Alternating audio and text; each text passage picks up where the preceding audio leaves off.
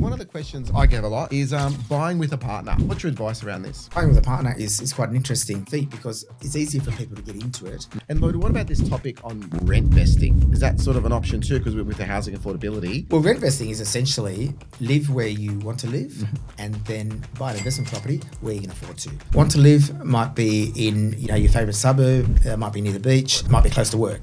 And often those areas are not necessarily where you can afford to buy property. And you've spoken a lot about this in your book. Have you experienced that yourself in your own past? I haven't actually, but I'm a big advocate for it these days. Now, when I first started off, I didn't really have any advice in the same way that I try to help people and things these days. So I was really keen to get out and just buy a property to live in, and that's essentially what I did.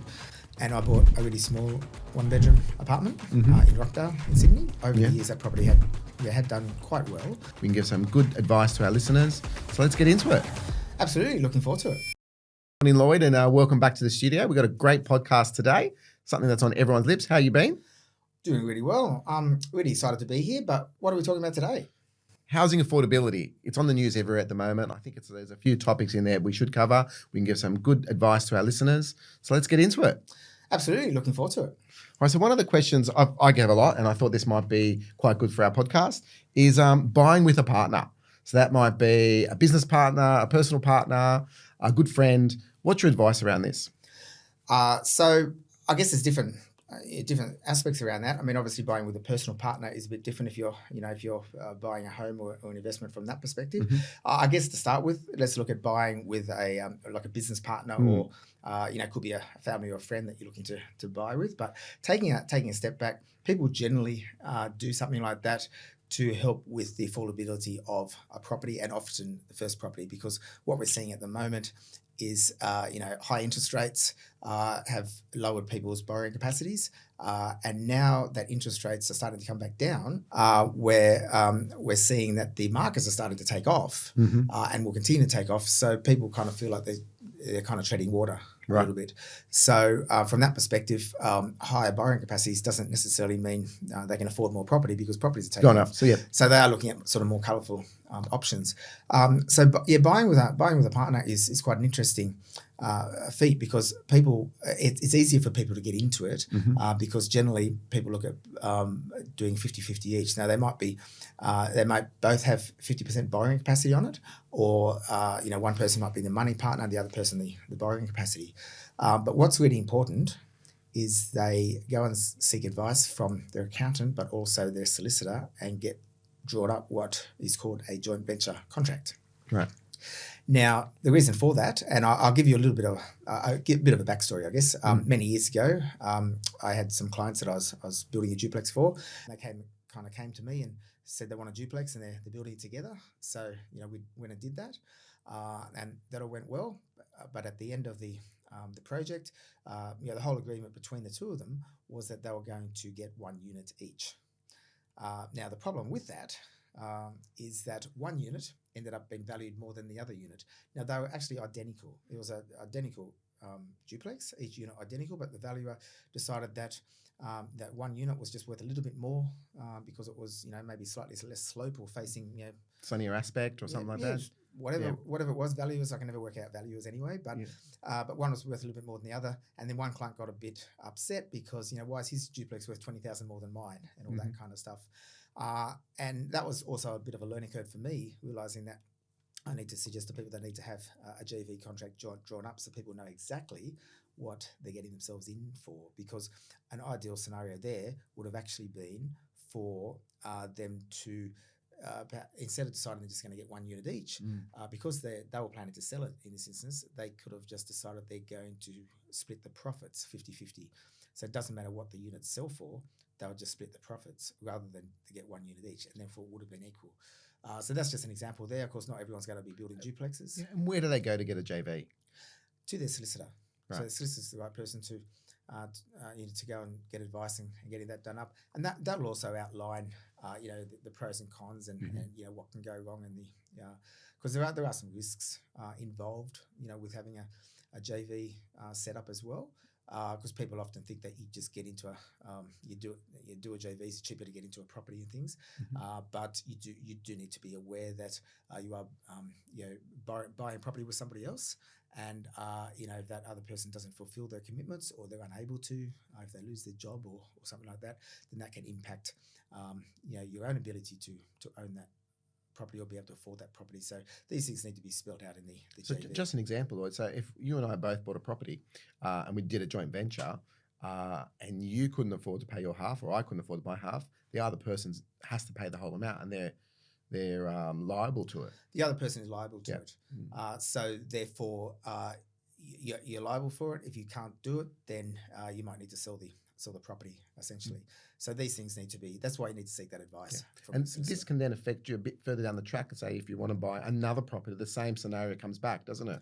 Well, it does. But even if you buy a property with JV and nothing happens and everything's going well, the banks still assess you as owning that whole property. So if you buy a property and you've got 50% of that property and your partner has 50% of the property, if you want to go buy another property, the banks will still say to you that you've got 100% commitment of the property you've already got, because they want to assess the risk, and that the risk is that you own 100% of the property in case your partner can't pay for it. So the banks see it like that.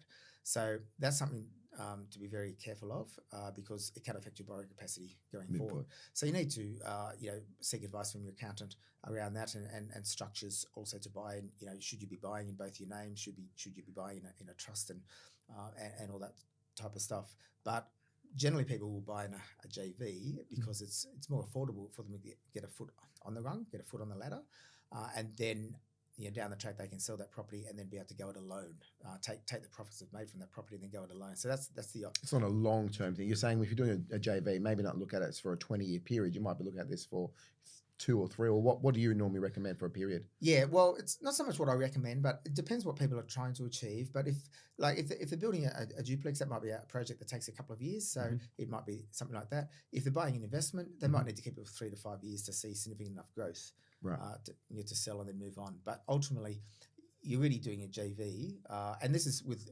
a friend or a family member for the sake of getting onto the property ladder. It's a bit different to doing it with your own sort of romantic partner, essentially, of course. Yep.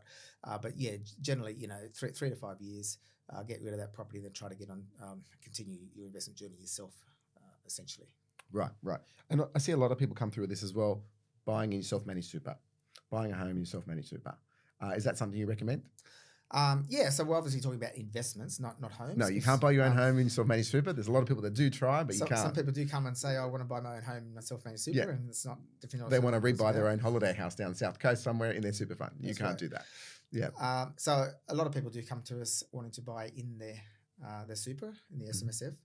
Now, we can't advise on that. We buy a lot of properties for people in the SMSF, but they need to get things set up by a financial advisor. They need to get what's called a SOA, which is a statement of advice, which basically is the financial advisor saying that this is a suitable strategy for them. That yes, part of your overall financial strategy is to have an investment property in your super. So they need to have all that set up, and then they can go to their buyer's agent or go it alone, whatever, and go and buy a property, essentially. But the bigger issue though, after they've got the SMSF set up, is that there are a number of caveats, a number of things you cannot do with an SMSF property that you can do when you're buying outside of SMSF. What are they? Can you give us some examples? Yeah, so the main thing is you can't change the material use of a property. So, and what that essentially means is that you can't buy a property in super and then subdivide it. You can't buy a property and then renovate the property to add value. Now you can, you can buy a property and there's a bit of a grey area. So again, you need to take advice from your accountant. Like you can buy a property and then, update it in a sense, but it might be more considered as repairs. You can do a little bit of minor work to it, and you can do painting to it maybe, as long as that money is coming from the super and not from your own funds. But essentially, anything big you can't really do. So some people, want to build a duplex on SMSF. They can't do that because SMSF has to be on a single contract. Right. So you can't just buy land and then put a duplex on it. And then subdivide the titles. It won't let you do that. No. So all those things can't happen. So very much, and for me, I always look for a property that's already renovated. It's either a modern property Mm-hmm. or it's already been renovated in very good condition, good growth area, good yield, because it's basically a set and forget because it's for your retirement. And of course, the risk with buying SMSF is you need to buy a property that you're confident is going to perform very well for you. Yeah. So so you don't want to take any risks essentially. Can you do a JV with a super fund and two separate super funds? Just hold it there for a minute. I don't know the answer to that one. Oh. Do you know the answer? No. Yeah. We'll cut that. It was interesting though, isn't it? I thought, if you know the answer, can you put the two together? Well, you can Google it and I can answer the question if there's an answer. Or we can just move on from it. We'll come back to it in another podcast because you might do something with that. Yeah. Right? Because that's interesting. Well, can you use two super funds to buy a property? Yeah. I don't know if you can. You could probably do a JV, but you can put super funds together from my super fund, your super fund, and buy a property. Well, husband and wife. Well, I had that before. She just takes a lot of it. Yeah. So, we had a husband and wife. Yeah. Yes, you can I do need that. to be Yeah. I don't want to give you Don't advice give any advice on that. that All right. I'm not 100% sure of. So yeah. Google says yes, but Google says yes. Yeah. who knows who? I will stay clear of that just because people come back to me and say you're offering advice on something that you shouldn't be offering advice on something. And Lloyd, what about this topic on rent vesting? Is that sort of an option too? Because with the housing affordability, being able to buy something else and rent something else. Just explain a little bit what rent vesting is. Well, rent vesting is essentially live where you want to live and then buy an investment property where you can afford to. So rent where you want to live. So want to live might be in your favourite suburb, might be near the beach, might be close to work. And often those areas are not necessarily where you can afford to buy a property. So you could then go and buy an investment property that would be in a completely different suburb on the outskirts, maybe in a different state even. And then you're onto the property ladder. You've got some investment income coming in, and the strategy behind that is you've got some growth potentially coming in from that property, and you can leverage from there and grow your portfolio while you're still sort of living and renting your property close to where you need to be. And you've spoken a lot about this in your book. Have you experienced that yourself in your own past? So I haven't actually, but I'm a big advocate for it these days. Now, when I first started off, I didn't really have any advice in the same way that I try to help people and things these days. So I was really keen to get out and just buy a property to live in, and that's essentially what I did. And I bought a really small 1-bedroom apartment in Rockdale in Sydney, and over the years that property has I've sold it now, but over the years that property had done quite well, and I had leveraged off it a few times to use the equity to buy other properties. So it did serve me quite well. Nevertheless, it was a small property, so the growth was definitely limited. I probably would have been better off maybe renting something like that or renting something slightly bigger and then buying an investment property somewhere else that probably might have got a little bit more growth because I held that property for 20 years and I think for the last 5 years it probably didn't get much growth. So definitely wasn't the ideal property, but it was I didn't know anything better at the time. Right. So these days, I'm a real advocate for people and often people, like I'm a real advocate for rent investing, but often people come to me and even if they've got a big budget, they want to buy something in Sydney and they've got like $3 million to spend, which seems like a big budget. Often in Sydney, it's not that big a budget. And then we sort of talk about, well, you can't really get what you really want in Sydney and you're going to be stretching yourself and you're going to be paying this massive mortgage. Right. We come up with a strategy where they could buy 2 or 3 properties elsewhere as investments and really get onto the rung. And then they can just rent invest in Sydney for a while, and then they can work their way up to having working towards their dream home later on, essentially. Yeah, because that $3 million home in Sydney and they're living in it, they're paying a fairly high mortgage, I assume. Massive mortgage, and a number of years before they get on top of that, before they even think about buying an investment. Yeah, absolutely. And for me, it's also that sleep at night factor because I think you're paying a mortgage that high. Yeah. And the interest rates go up, you're paying this huge mortgage, and then people have kids and school fees to pay, and people want to go on family holidays and can't afford to do all this because they've got this big mortgage hanging over them. If they buy properties elsewhere and they've got rent coming in, even if the properties are even a little bit negatively geared, most of the rent or most of the mortgage payments should be covered by the rent. And they've got tax deduction then a little bit. And they've got tax deductions, of course, on your own home. Nothing's tax deductible. Correct. On investment property, everything's tax deductible. Obviously, speak to your financial advisor or accountant on that.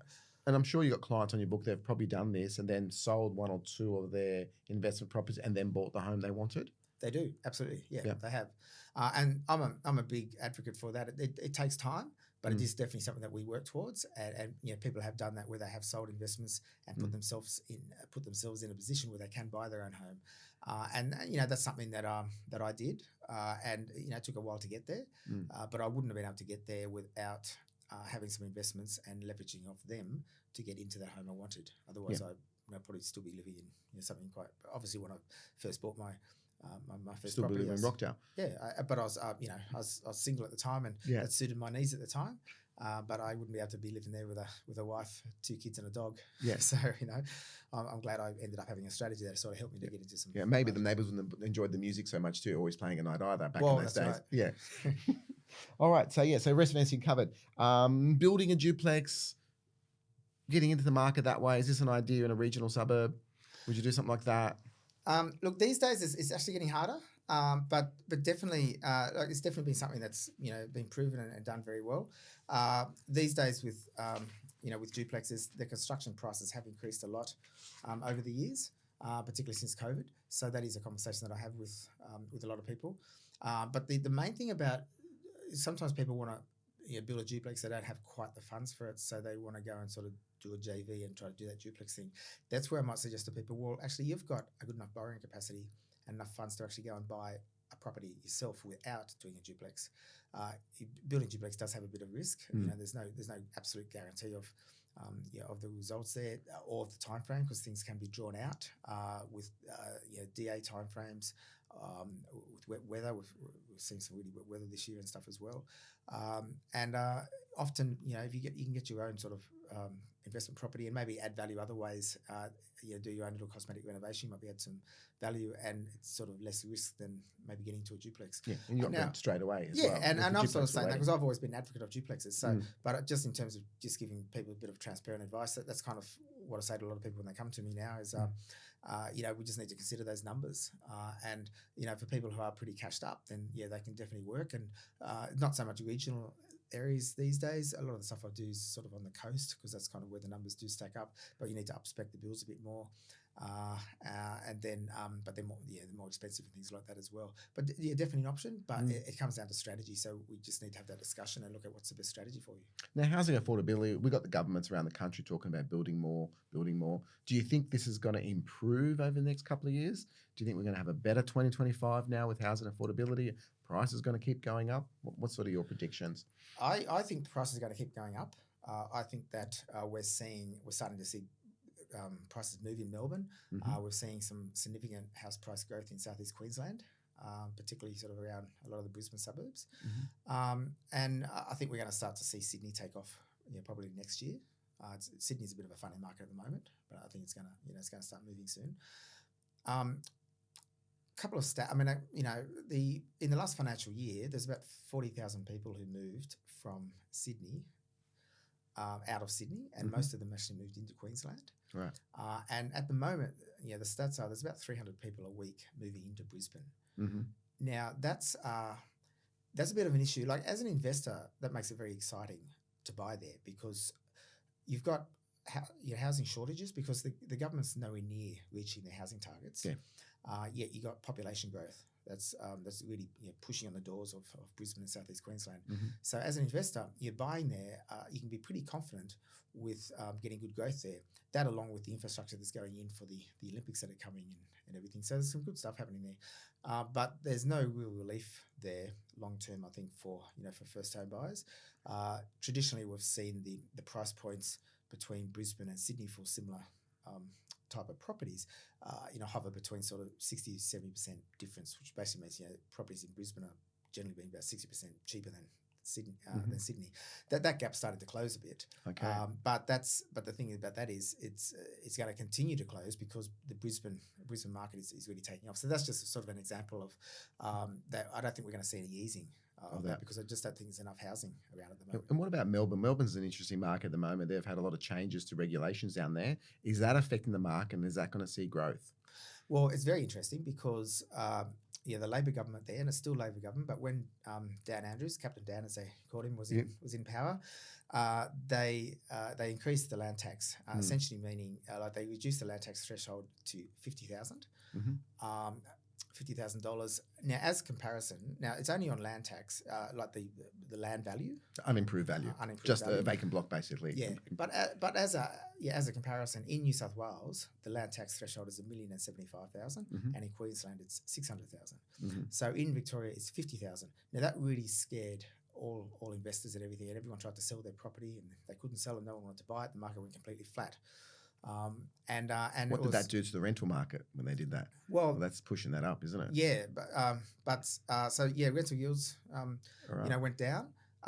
Rental vacancies went down, but the market in values just went down. There's just no interest there, and there's people who were savvy enough to go out and buy, bought at really good prices. And what we started to see, and I've got a team in Melbourne as well, and we started to get some really good deals done at very low. Prices like well below what they would normally sell for, and we sort of tipped that it's not going to stay like this forever, because Melbourne traditionally is the second highest growth market behind Sydney, but Melbourne got overtaken by Brisbane, Perth, Adelaide, and the ACT all overtook Melbourne. Melbourne ended up being in about sixth position. Not going to stay there forever. Now, what we've seen this year is the market's actually started to move along, because the land tax there is, while it isn't at an expense, it's not as bad as what everyone was worried about, because it's just a bit of media hype as well. So I think people are a bit more used to that now. In general, it's more expensive to hold property in Melbourne anyway, because the yields are lower. Stamp duty is more expensive, and then you've got land tax. So it's generally more expensive to buy property in Melbourne. But if people are really confident with the growth there, then that they see that potential there. That's what we've been seeing. So I think we're going to see some solid growth there next couple of years in Melbourne, in and around. So we've got, areas around, obviously, Bayside, around Brighton, and then areas like, Bentley East are going to do really well. Sunbury is tipped to be one of the hottest markets in the country. And then areas even out around Geelong, doing really well. And that's always been a pretty stable market. And depending on where you buy within that market, it's going to progress really well as well. So you still see Sydney as the number one market, leading the country. You think Brisbane's really creeping up there, and Melbourne's making a comeback? Melbourne's definitely making a comeback, but I think Brisbane is, and hey, it's sunny up in Brisbane, I think, most of the time. So Brisbane's definitely piping along. There's other markets, of course, for people to consider, and there's also regional markets. So let's not forget about the depending on your strategy and your budget. There's strong markets in Wollongong, Newcastle. There's regional markets to consider as well, depending on people's budgets and stuff. So do you think people should be getting into the market now, or do you think they should be waiting another 12 months? What's your sort of tips on that? Well, it's always a funny question, that, isn't it? Like, I guess my answer to that is, like, no one's ever really made wealth by waiting. Like, you're not going to become a wealthy person by sitting on the sidelines and not doing anything.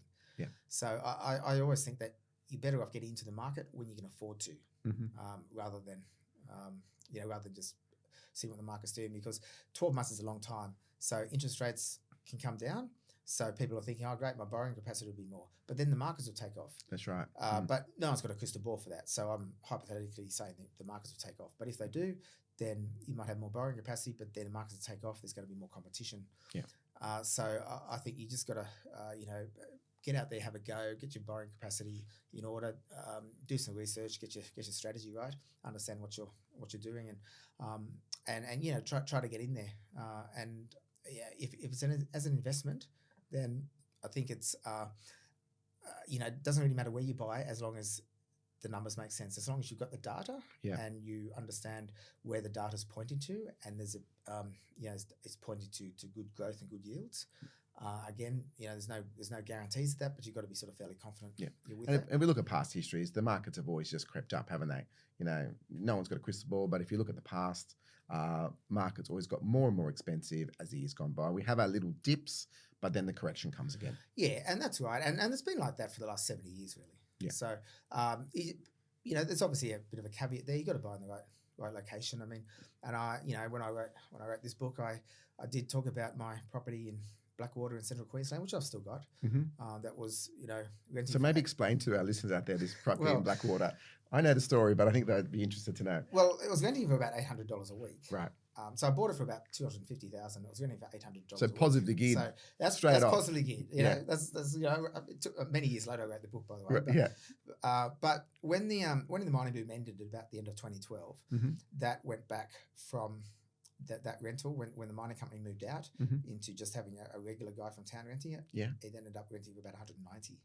So and then the value of the property also went back from I think from the 250 I bought it for to down to about 120 or something. Right. And now that's how many years ago was that, Lloyd? So look, I bought that in probably 2007 or something. Right. And for many years it was doing really well because I bought it and it was it started to get 25% growth because it was doing really well for a few years. It was just when the mining boom ended, and so it ended at the end of 2012. That's when things started to fall in the heap. But there's a lot of people that had a lot of properties like that. And it wasn't just in Queensland. There was areas in Western Australia, like around Port Hedland and South Hedland. And I remember reading stories of people that had 10 properties there. Properties that were 4-bedroom houses that were valued at $4 million that would rent for $4,000 a week. Right. And it's like, who on and were they borrowing on those? The banks were lending them at $4 million? They were. Yeah. Yeah. And this is in the early 2000s. And this is obviously before the GFC and all that. But then, like, who can pay $4,000 a week to rent a 4-bedroom home? Families living in those local areas can't, right? And that was the big problem. And I think even myself in my early days of investing and everyone else, just thought this is great. Lots of income from properties, but didn't really understand the economics behind it. Because I look at that now and I think, because see, when those properties collapsed in Western Australia, that rent of $4,000 a week went back to about $400 a week. Right, normal market. Normal market, because you've got a normal family just paying normal rent, not the mining companies. And that was the big thing there. So my number one, and everyone's number one takeaway is make sure you're buying in an area. There's nothing wrong with the regional areas as long as they've got a lot of industries to prop up the economy. Not relying on. Don't rely on just mining. Don't buy in a small area that just relies on mining. And where's that property today and how's it performing at the moment? The Blackwater one is so the rents are gradually increasing up. I think I'm getting about $300 a week now. Right. So still a long way short as it was. But it's a bit of a stark reminder. Like it's good for tax, I guess, because it's negatively geared, right? Right. So do you ever think of selling that now and saying, okay, I'm getting out? You still hold on to it. Yeah, it's a good reminder of what not to do. Right. Yeah. You do talk about in your book too. So listeners, get out there, read the book, right? It was a really good topic you talked about. Well, it's good to be open and transparent because no one gets anywhere without making mistakes, and that was a learning one, a bit of a learning one.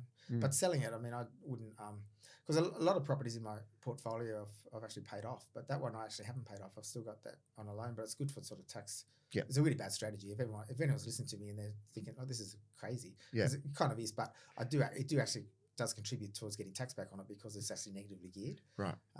So it's a bit weird having a property in that area that's negatively geared, but that's the story of that property anyway. Yeah, so the positive takeaway of it is if you're going to buy a property, don't buy there. Don't buy in Blackwater, and also maybe look, if you are looking at other areas, other streams of income for the population. So don't buy in a mining town or something like that. Yeah, you just need to have education, retail, manufacturing, healthcare, just a number of things that prop up the economy. Yeah. So if something doesn't work in the economy, something goes broke, then there's plenty of other things to prop up the economy. Absolutely. Good advice there. Good advice, Lloyd, and something you probably passed on. All right. So I think we've covered most of the topics today for housing affordability. There's some good takeaways there. With that time of our podcast, Lloyd, it's time for Ed's deal or no deal. I've got 3 properties for you to look at, and you've got to give us your advice and see if they're good or not. Sounds Are good. You ready for those? Always ready. All right. Let me get them out. Oh, geez. Okay, so our first one is 24 Maroubra Avenue, North Gosford. It is up for auction. Guide's around 700,000. The land size of this is 1,429 square meters. Well, that's potentially a pretty good property. What I do like about it is the land size. But I would need to look further into the actual zoning around that. But it's it looks like it's got separate access. It looks like it's got potential to redevelop. So it would certainly have the potential for dual income. So we could potentially put a granny flat there, or we could potentially knock it down and maybe put a duplex there. Mm. But the land size is certainly large enough for that. We'd need to do further work on that to see whether you can use all of those 1,400 square meters, because that is quite a large block size for the area. And sometimes, you can't use all of that block. There might be something about it. Maybe part of it's in a flood zone. So we need to check on that. The location, Gosford is quite a good area. It's had some solid growth. Auction guide of 700,000, I think is probably a bit low for that. Are you saying the agents are saying it's a little bit low? I wouldn't say anything like that. but I would be adding 10 or 15% to that. Yeah, that's good. All right, this one really stood out to me. Big growth in this suburb over the years. It's 46 Gordon Street, Paddington, Sydney, right? Big home, 5 bedrooms, 4 bathrooms, 2 car parking, but the price really stood out to me. So I'm going to let you look at that. And the price they've got it on is $10 million. Yeah? It's a huge amount, isn't it? It's a beautiful home. I brought that in because of housing affordability. Mm. Yeah. That's because it's going to make people feel good when they're trying to buy in Sydney. Well, I've got another one at the end, so don't worry. Well, Paddington is, it's one of the hottest suburbs around. And obviously you're looking at... It's a funny market because you're looking at these terrace houses that are pretty much joined to each other. Yes. And they're very old. Yes. But there's just such a demand for them. They keep going up. They keep going up. Yeah. And it's a buyer's guide, and it wouldn't surprise me that it may even sell more for more than that. It does have it's 5 bed. It's got 4 parking. Four bathrooms, 2 parking. 2 parking. So it's going for auction. So that's but it's a great suburb. That suburb, it never ceases to amaze me. It is one of those suburbs. It just keeps going from strength to strength, doesn't it? Yeah. Yeah. So that's so whether it's a good or a bad deal is I guess it's probably a little bit irrelevant to what a lot of our listeners are doing. But in terms of housing affordability, it's probably it probably makes people not so worried about they're trying to buy a house. Yeah, you can buy something a lot cheaper, 2-3 kilometers from that, and save a lot more. Here's one really cheap. Actually, just on that, that's a good point, because you can go a few kilometers from that in the inner west, and you're spending like $2 million. That's right. So and you get the same house, and you get a lot of the same attributes you want there as well. Last one, talking about housing affordability, it's 846 Gould Street, Cooper Pedy. Mm-hmm. It's a dugout. It's 40,000. It's on. It was 400 square meters. Dugout. I had a look. Rental yields there for a normal dugout, which I didn't know what a dugout was until I looked at this property. Right, it's $270 a week. So it's interesting. A dugout in need of renovation. Can you explain to people what a dugout is? A dugout it's a home built into the side of a mountain. So it gets cooler. So they've got the front facade. There's a mountain. There's the mountain behind it.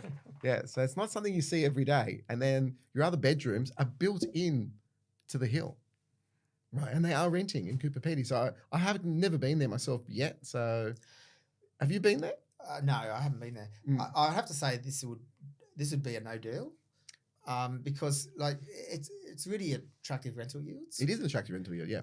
But I really do think that the number one thing you need to look at is growth. You really do need to, if you're buying something that's a $40,000 property, you got to wonder that's probably not going to be ever worth much more than that. Yeah. And you need to buy property for a reason. I mean, if you've got to spare $40,000 and I don't think the bank will lend you $40,000 on no, a but loan. if you got to spare 40, I don't think the bank might lend you for that. But if you got to spare $40,000 in the bank and you just want to put it in that property because you just want to get some cash flow coming in, it could be a strategy, but not something I'd necessarily advise because I don't think the long-term growth is going to be in that area.